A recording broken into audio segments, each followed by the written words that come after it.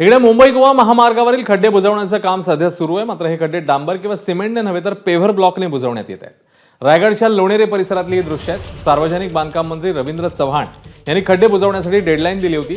त्यावर NHAIच्या कंत्राटदारांनी पेव्हर ब्लॉकचा उपाय शोधून काढला। मात्र हे पेव्हर ब्लॉक किती दिवस टिकणार हा प्रश्न विचारला जातोय। याचं कारण म्हणजे या महामार्गावरनं 3 ते 20 टन वजन असलेले ट्रक आणि कंटेनर सतत जात असतात। त्यामुळे पुन्हा खड्डे पडल्यावर काय करणार याचं उत्तर NHAI कडे नाहीये। आढावा घेतलाय गणेश महाप्रळकर यांनी।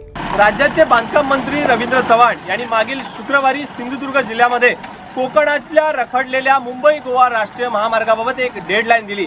येत्या गणेशोत्सव सणापूर्वी हा महामार्ग पूर्ण होईल असा विश्वास देखील त्यांनी कोकणकरांना दिला। मात्र आता मुंबई गोवा राष्ट्रीय महामार्गावर पडणाऱ्या खड्ड्यांना चक्क पेव्हर ब्लॉकच्या माध्यमातून बुजवण्याचं काम सुरू झालेलं पाहायला मिळतंय। आता पेव्हर ब्लॉकचा जो दर्जा आहे तो या मुंबई गोवा राष्ट्रीय महामार्गावर पडणाऱ्या खड्ड्यांचा सामना करू शकेल का असा सवाल देखील येथील स्थानिक आणि प्रवासी व्यक्त करतात। त्यामुळे आता ऐन गणेशोत्सव सणापूर्वी हा पडलेला खड्ड्यांचा जो साम्राज्य आहे तो पेव्हर ब्लॉकच्या माध्यमातून पूर्ण करून हा संपूर्ण मुंबई गोवा राष्ट्रीय महामार्ग कोकणकरांसाठी पूर्ण होईल का असा देखील प्रश्न आता येथील प्रवासी वर्ग करतायत। गणेश महाप्रळकर, ABP माझा, रायगड।